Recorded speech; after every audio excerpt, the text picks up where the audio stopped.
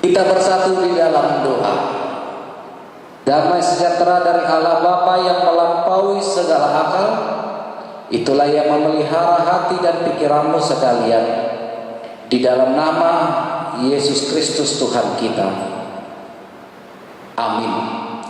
Jemaat yang terkasih, di dalam nama Tuhan kita Yesus Kristus yang berkumpul di bait ini, begitu juga yang sedang menyaksikan siaran ibadah kita pada minggu hari ini. Firman Tuhan untuk kita di minggu hari ini tertulis di dalam Kolose pasalnya yang ketiga ayat 18 sampai dengan ayatnya yang ke-21. Saya akan membacakannya kepada kita semua.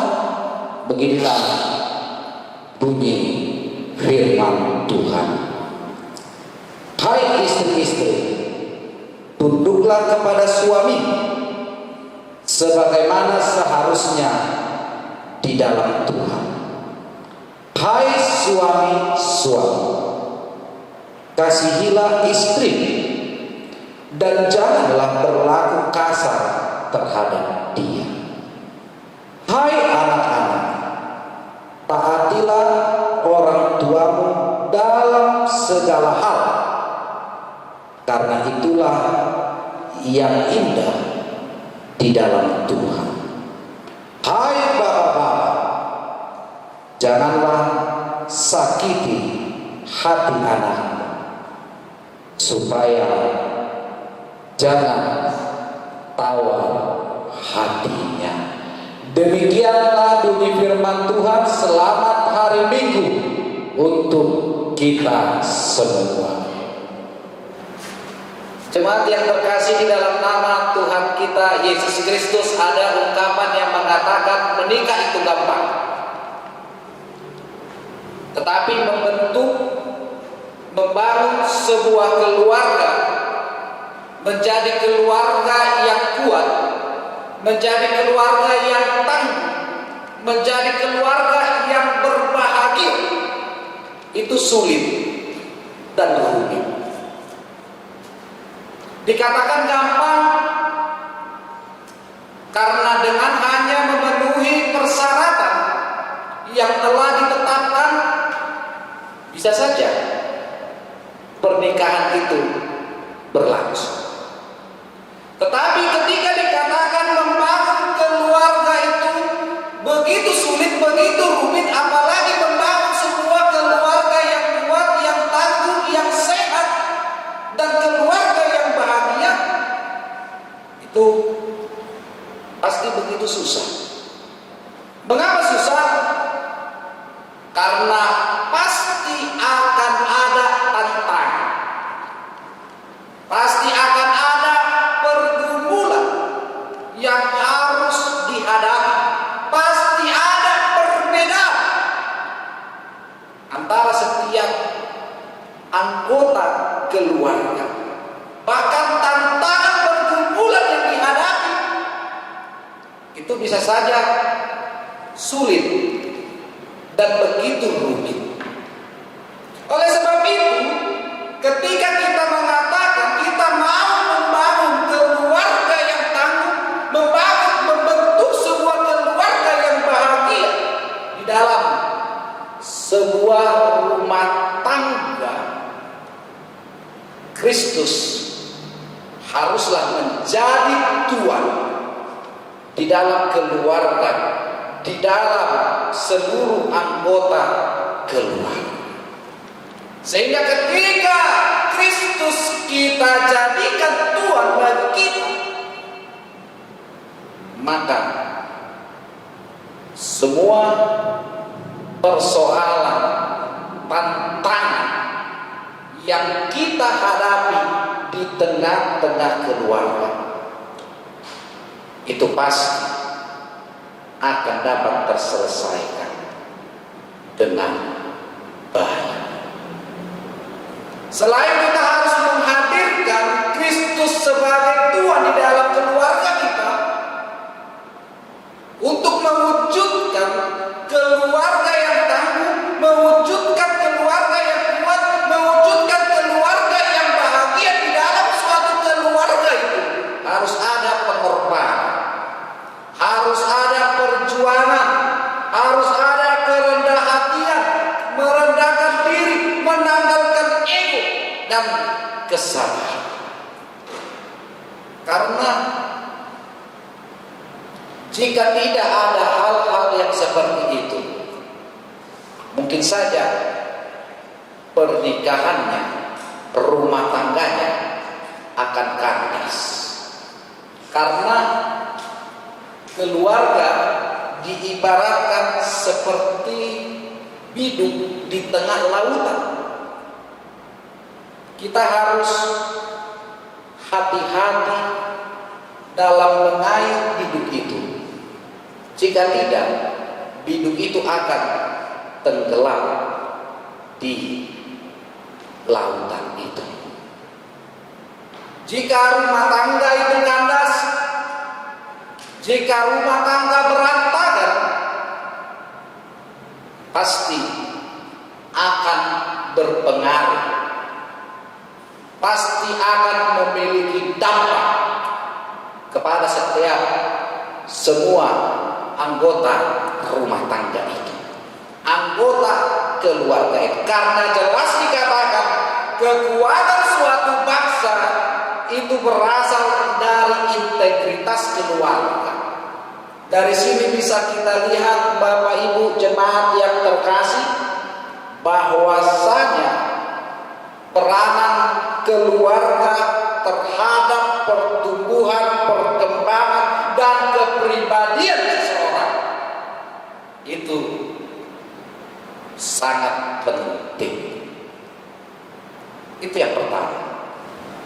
Jemaat yang terkasih di dalam nama Tuhan kita Yesus Kristus, setelah kita tadi mendengar bagaimana begitu pentingnya peranan keluarga bagi pertumbuhan, perkembangan kepribadian seseorang, di hari Minggu ini yang menjadi topik kita di minggu hari ini dikatakan membangun keluarga yang bahagia. Tentu ketika kita mendengar kalimat ini, membangun keluarga yang bahagia, kita pasti mengingat ketika kita baru-baru mendirikan rumah tangga, kita baru diberkati, baru menikah, atau ketika kita menghadiri resepsi acara adat seseorang, tentu kalimat yang lazim, yang biasa dikatakan, disampaikan kepada orang yang baru menikah adalah selamat berbahagia. Dan bukan hanya ucapan yang diberikan kepada orang yang baru menikah. Ternyata di sepanjang jalan juga terdapat berbagai macam bentuk papan bunga, yang di dalam papan bunga itu kalimatnya mengatakan selamat berbahagia. Dari hal itu bisa kita katakan, bisa kita buat kesimpulan, kebahagiaan adalah dambaan, kebahagiaan adalah keinginan, kebahagiaan adalah kerinduan, apalagi menjadi keluarga yang bahagia. Itulah kerinduan semua orang. Karena tidak mungkin ada di antara kita yang menginginkan keluarganya berantakan. Karena tidak mungkin ada di antara kita semua menginginkan keluarganya hancur. Pasti semua orang menginginkan keluarganya menjadi keluarga yang bahagia. Tetapi yang menjadi persoalan ketika kita berbicara tentang kebahagiaan, bahagia itu relatif. Tergantung bagaimana orang melihat, memandang, memahami, dan mengartikan kebahagiaan itu. Ada orang mengatakan dia bahagia kalau dia memiliki harta. Tetapi banyak juga orang mengatakan ketika dia memiliki harta, justru hidupnya penuh dengan ketakutan. Justru hidupnya merasa kesepian. Justru hidupnya penuh dengan kekhawatiran. Ada juga mengatakan dia bahagia ketika dia memiliki banyak gelar. Tapi banyak juga orang mengatakan ada orang yang memiliki gelar tetapi hidupnya susah dan dia tidak bahagia. Ada juga orang mengatakan dia berbahagia ketika dia memiliki anak yang banyak. Apalagi mengingat dengan ungkapan atau filosofi orang tua zaman dahulu, banyak anak, banyak rezeki. Tetapi banyak juga orang mengatakan, terlebih di zaman sekarang, banyak anak justru banyak pengeluaran. Banyak anak justru banyak utang. Dari situ bisa kita lihat kebahagiaan itu relatif. Tergantung bagaimana cara pandang seseorang memahami, mengartikan kebahagiaan itu. Karena ada juga orang yang mengatakan dirinya bahagia, dia tetap di dalam hidupnya ya biasa saja, pas-pasan. Tetapi dia begitu bahagia di dalam hidupnya. Tetapi ketika kita membaca nats kita pada minggu hari ini, kebahagiaan yang dimaksud dalam teks kita di minggu hari ini bukanlah terletak kepada harta, bukanlah terletak kepada banyaknya keturunan, bukanlah terletak kepada banyaknya gelar yang kita raih dan capai. Tetapi kebahagiaan di dalam konteks nats kita di minggu hari ini, berbahagialah sebuah keluarga jika di dalam keluarga itu keutuhan keluarga itu tetap terjaga. Berbahagialah sebuah keluarga jika di dalam keluarga itu semua anggota keluarga itu memahami, mengerti peranan, tugas tanggung jawabnya dan memenuhi panggilannya. Jika dikatakan berbahagialah orang atau keluarga yang tetap terjaga keutuhannya, di dalam keluarga itu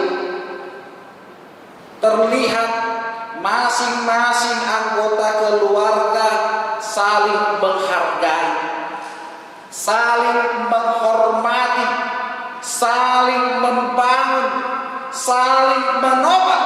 Begitu juga jika dikatakan berbahagialah sebuah keluarga jika setiap anggota keluarga itu bisa mengerti, memahami peranan masing-masing dan menunaikan tugas tanggung jawabnya.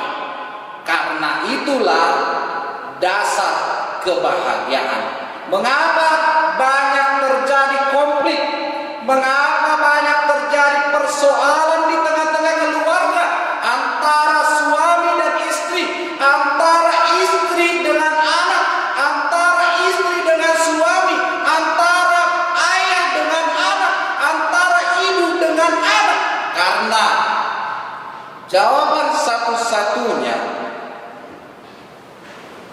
mereka belum menyadari, memahami peranan, fungsi mereka masing-masing. Fungsi peranan sebagai suami, fungsi peranan sebagai seorang istri, fungsi seorang peranan sebagai seorang ayah,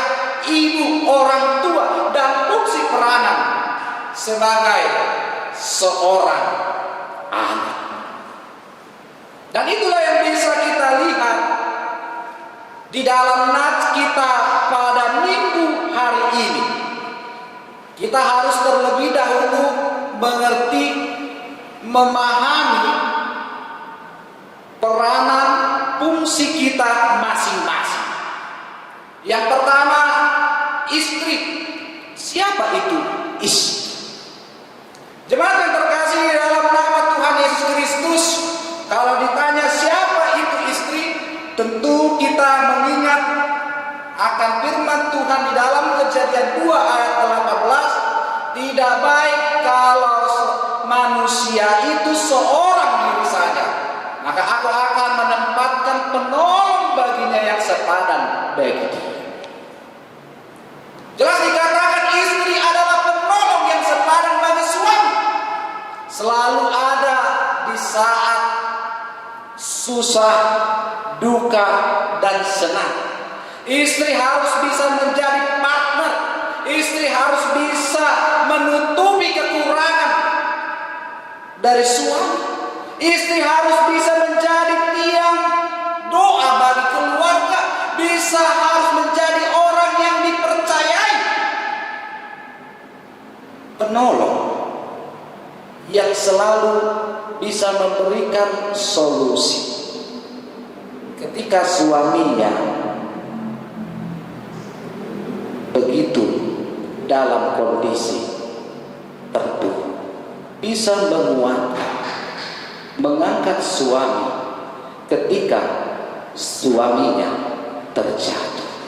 Oleh sebab itu, jika dikatakan istri adalah penolong yang sepadan, haruslah perilaku istri tulus, sopan, lemah lembut, dan penuh kedamaian. Bukan malah sebaliknya, justru istri membawa duka, justru istri menjadi perongrong, justru istri menjadi penodong bagi suaminya, membawa beban di tengah-tengah keluarga mereka. Karena jika kita lihat di kehidupan kita sekarang ini, banyak para istri yang lupa akan tugas panggilannya sebagai seorang istri.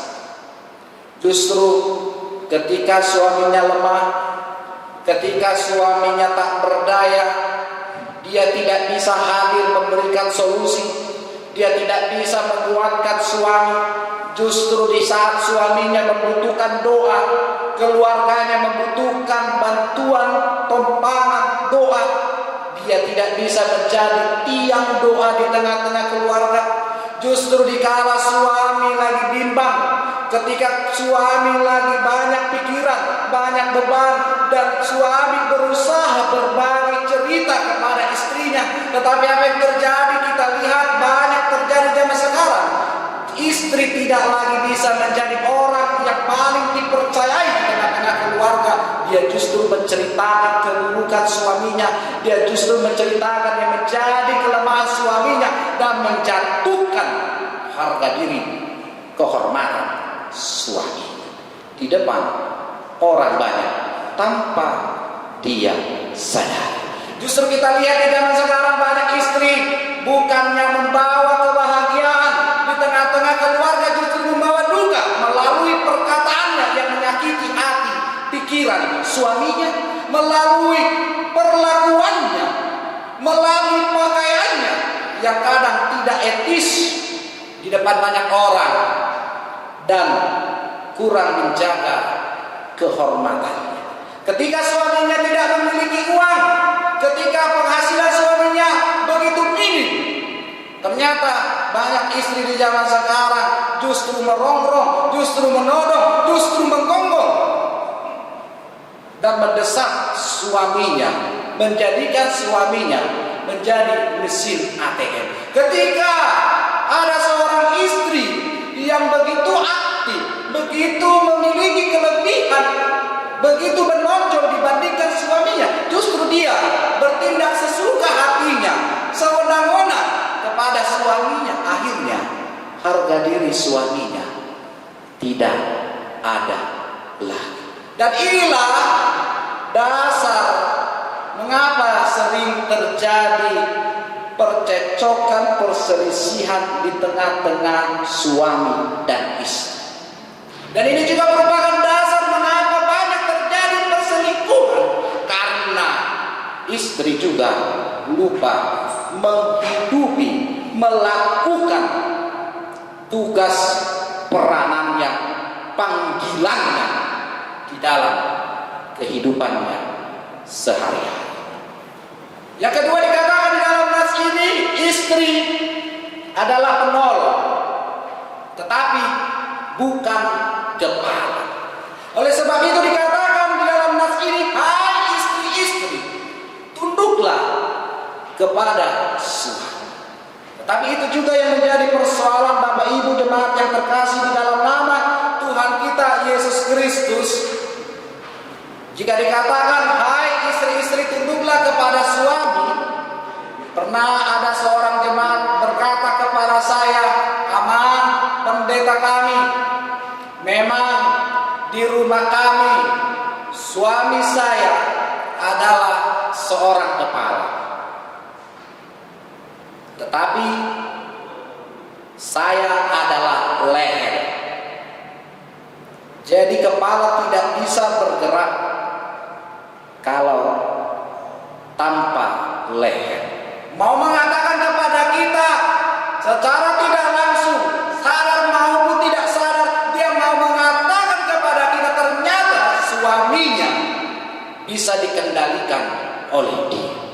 Suaminya dibawa ke tiap istrinya.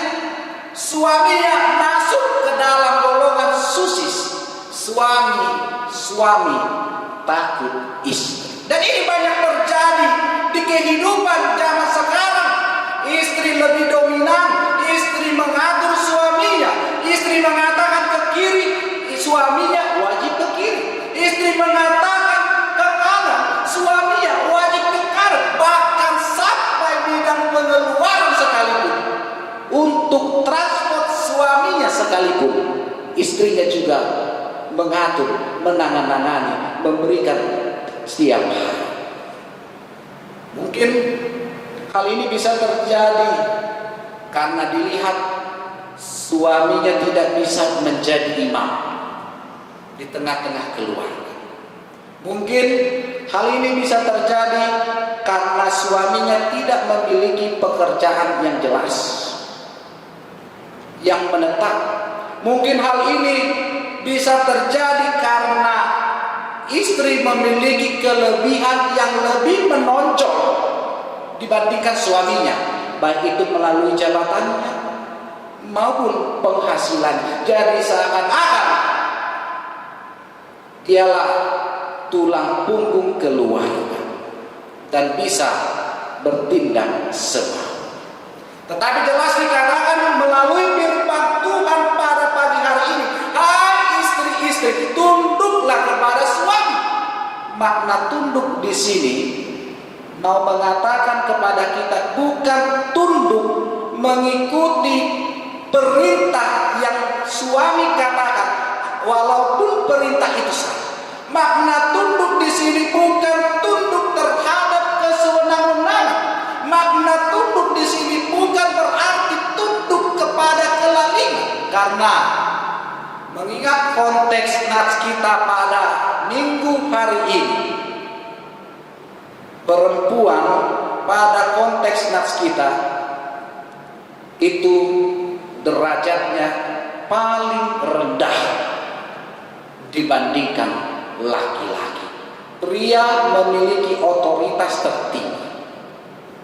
Berarti ketika pria itu memiliki otoritas tertinggi, dia bisa berlaku sesuka hatinya kepada perempuan. Itu makanya, maka tak heran kalau di Timur Tengah sana banyak perempuan-perempuan, kaum hawa, kaum wanita justru dijadikan sebagai korban untuk melakukan bom bunuh diri, karena harkat, martabat, derajat itu tidak ada pada zaman dulu dan di Timur Tengah saat. Tetapi melalui nas kita pada minggu hari ini, hai istri-istri, tunduklah kepada suami. Maknanya, tujuannya lebih mengarah menjaga kehormatan, menjaga harga diri suami sebagai kepala rumah tangga dan sebagai leader pemimpin di tengah-tengah keluarga, dengan cara menghargai, menghormati dengan ketundukan seorang istri. Berarti dia juga menjaga kehormatan, harga diri keluarganya, menjaga kehormatan, harga diri suaminya dan juga dirinya sendiri. Karena zaman sekarang banyak juga para istri tidak lagi menghormati, menghargai harga diri suaminya sebagai kepala rumah tangga. Di saat orang banyak, mau seorang istri berkata sesuka hatinya di depan orang banyak. Begitu juga ketika di dalam pelayanan sekalipun, padahal tugas seorang istri di dalamnya juga terdapat merawat anak-anaknya, tetapi sering sekali lalai, lupa dan memberikan tugas tanggung jawab itu kepada suaminya, padahal suaminya mau melayani.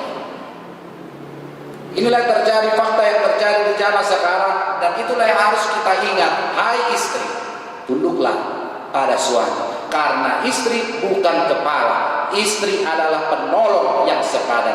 Tunaikanlah tugas panggilanmu sebagai seorang istri.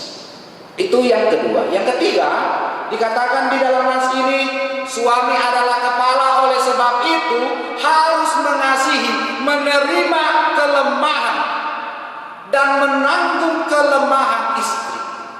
Karena itu juga yang menjadi janji kita ketika kita sebelum diberkati di gereja. Jelas dikatakan pendeta pada waktu kita datang ke gereja meminta diberkati, hai saudara, maukah saudara berjanji bahwa tidak akan menceraikannya, bahwa akan menerima segala kelemahannya dan tidak akan menceraikannya sampai maut memisahkan kalian? Dan kita jawab, ya, saya bersedia. Tetapi apa yang terjadi sering di zaman sekarang? Janji tinggallah janji, perkataan tinggal perkataan. Ketika istrinya tidak lagi muda, ketika istrinya tidak lagi secantik seperti dahulu, ketika usia istrinya sudah menua, banyak para suami tidak lagi mengasihi istrinya. Justru dia selingkuh. Makanya ada ungkapan mengatakan, rumput tetangga selalu hijau, tetapi rumput sendiri begitu kering. Kalau melihat istri teman roh hijau, alai melobi merek inat tani basadiri roh ini, itu kenyataan. Di zaman sekarang kita sering melihat juga banyak para suami tidak bisa menerima kekurangan kelemahan dari istri, justru semakin memperbesar kelemahan kekurangan dari istri. Dia tidak menerima secara tidak langsung bagaimana kelemahannya, bagaimana kekurangannya. Akhirnya apa yang terjadi? Tidak ada lagi kasih di tengah-tengah keluarga, karena suami juga lebih mengandalkan egonya. Muluna colo atau masuk pasu-pasu udah pihak lagi. Hidup mak, sayang ingat baik. Tapi ya dung marhasohotan dung saud nasida dung 10 tahun dung 15 tahun nasida berumah tangga muluna jolo mar bebi-bebian halaki alai berumah tangga gabe berbagi-bagian halaki. Itu kenyataan di tengah-tengah keluarga saat ini. Kelemahan kekurangan istri tidak bisa diterima suaminya. Suami bertindak sewenang-wenang, suami bertindak sesuka hatinya, sehingga timbullah percecokan dan akhirnya ada pria idaman lain, ada wanita idaman lain, rumah tangganya berantakan, rumah tangganya tidak bahagia, rumah tangganya bagaikan neraka. Oleh sebab itu, melalui firman Tuhan di minggu hari ini, hai suami, kasihilah istrimu dengan sepenuh hati. Jangan melihat mencari-cari kekurangan kesalahannya. Jangan menimbulkan perasaan pahit, rasa benci dalam hati istri, karena dialah tulang rusukmu. Dialah yang harus kau sayangi, hormati, sebagaimana pewaris kehidupan yang kekal. Baru dikatakan tugas seorang suami di sini, suami harus bisa menjadi imam di tengah-tengah keluarga, mengajarkan firman Tuhan, mengajak seluruh anggota keluarga untuk beribadah kepada Tuhan. Terlebih di masa-masa sulit seperti sekarang ini, di masa pandemik ini, walaupun gereja memfasilitasi siaran langsung acara kebaktian, sebenarnya di masa sulit-sulit ini bisa kita jadikan sebagai kesempatan, terlebih kita para kaum Adam, suami, untuk menjadi leader, untuk menjadi pemimpin di dalam keluarga, dengan mengajak anggota keluarga kita untuk beribadah kepada Tuhan, dengan memimpin acara ibadah itu dan membacakan firman Tuhan, mendoakan mereka satu persatu, karena itu adalah tugas tanggung jawab seorang kepala rumah tangga. Tetapi apa yang terjadi jika kita aplikasikan di dalam kehidupan sekarang ini? Banyak dari kaum Adam, dari kepala rumah tangga tidak bisa menjadi imam di tengah-tengah keluarganya, bagi istrinya, bagi anak-anaknya. Kalau memang pernah kita mendengar ada sebuah lagu Togu Gelek di Mananda, di zaman sekarang justru jadi kebalikannya, Togu Amang di Mananda.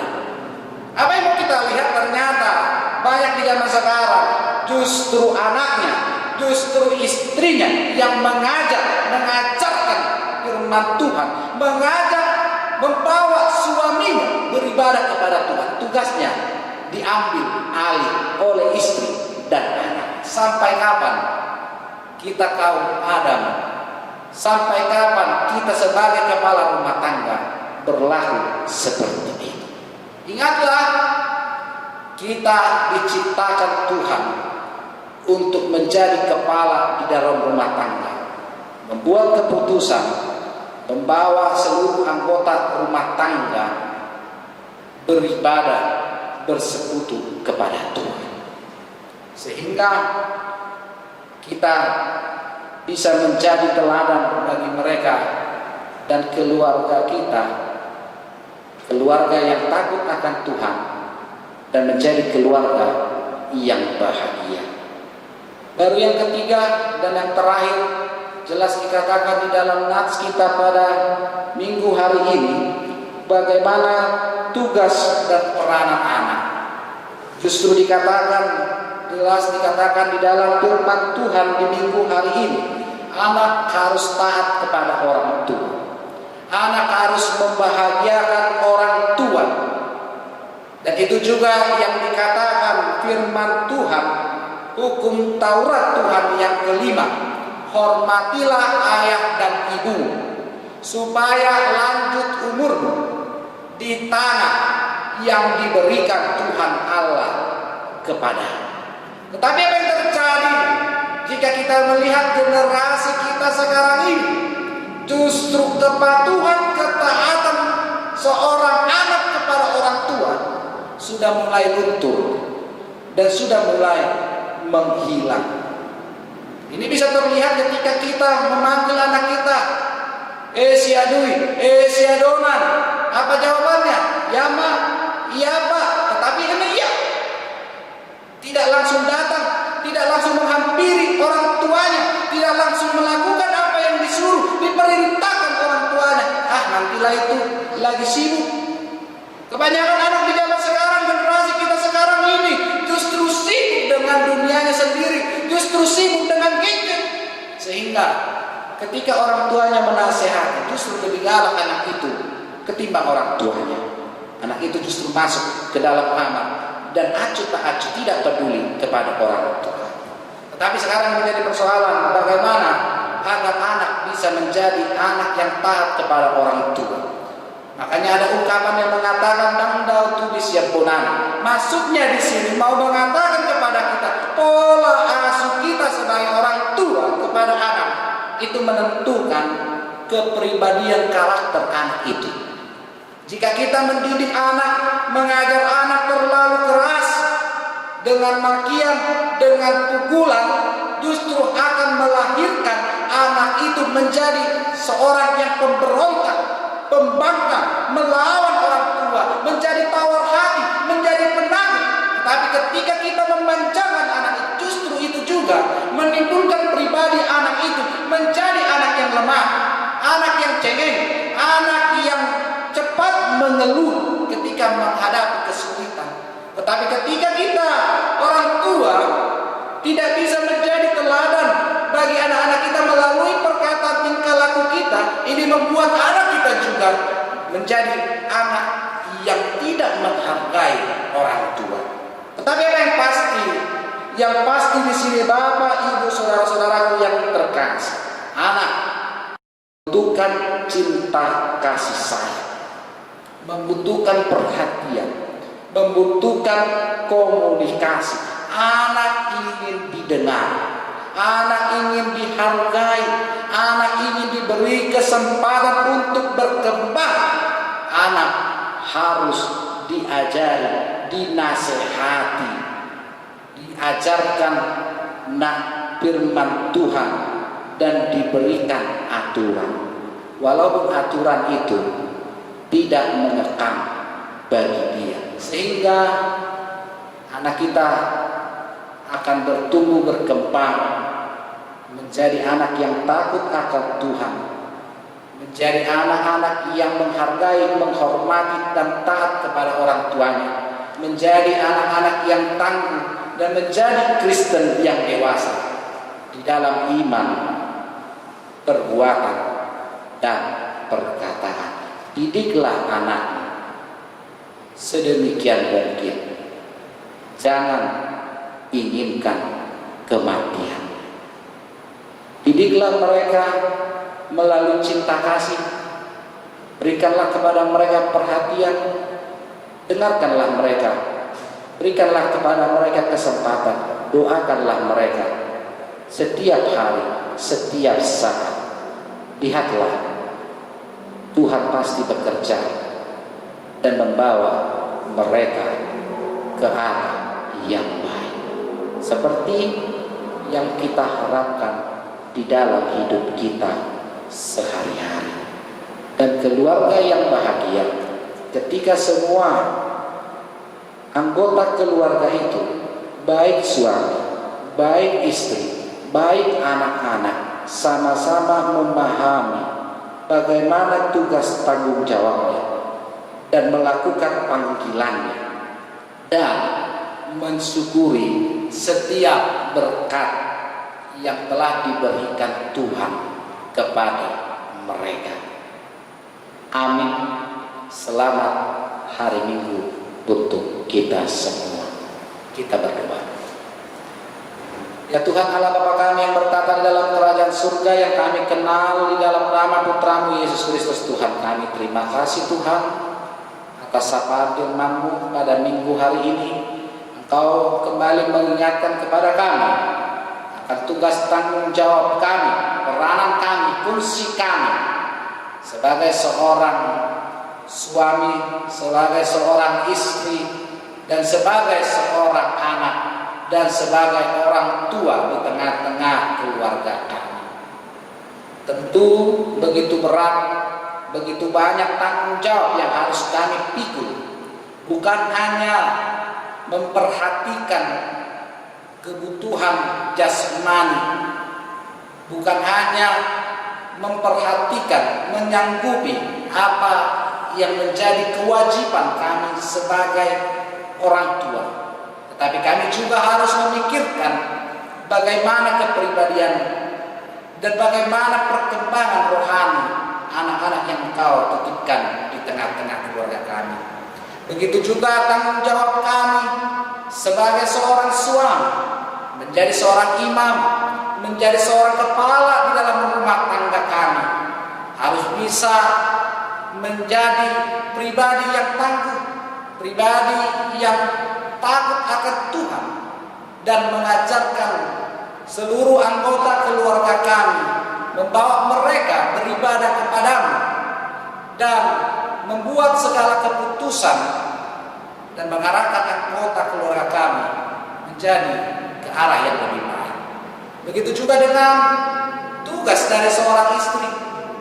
Dia harus bisa menjadi penolong yang sepadan bagi suaminya, bisa menjadi orang yang dipercaya, bisa menguatkan dan menjadi tiang doa, serta bisa menjadi memberikan solusi yang terbaik, menghibur ketika suaminya lemah, menguatkan ketika suaminya bimbang, dan mendoakan suaminya, anak-anaknya, anggota keluarganya setiap hari.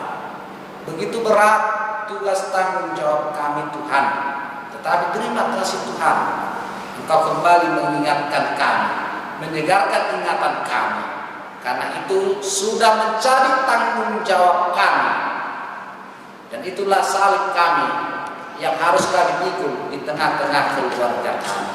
Engkaulah yang mengurapi kami, memberkati kami, dan mengingatkan kami selalu akan tugas tanggung jawab kami. Berkati juga setiap apa yang kami kerjakan di dalam hidup kami sehari-hari. Kiranya semua itu bisa menjadi berkat, berguna bagi kami, berarti bagi keluarga kami, dan menjadi kemuliaan bagi nama-Mu, dan kami bisa menjadi saluran berkat bagi sesama kami. Jauhkan kami dari segala penyakit, jauhkan kami dari segala mara bahaya. Begitu juga Tuhan kepada seluruh keluarga kami, yang dekat maupun yang jauh dari kami, dari yang belum sekolah sampai yang sudah bekerja. Begitu juga kepada orang-orang yang menyayangi kami, orang-orang yang membenci kami sekalipun. Kiranya Tuhanlah yang mencukupkan, memberikan apa yang mereka butuhkan. Tuhanlah yang menjaga mereka, menyertai mereka kemanapun mereka melangkah. Dan Tuhanlah yang juga mengingatkan mereka agar mereka bisa menjadi saluran berkat, menjadi kemuliaan, dan menjadi alat-Mu di tengah-tengah dunia ini.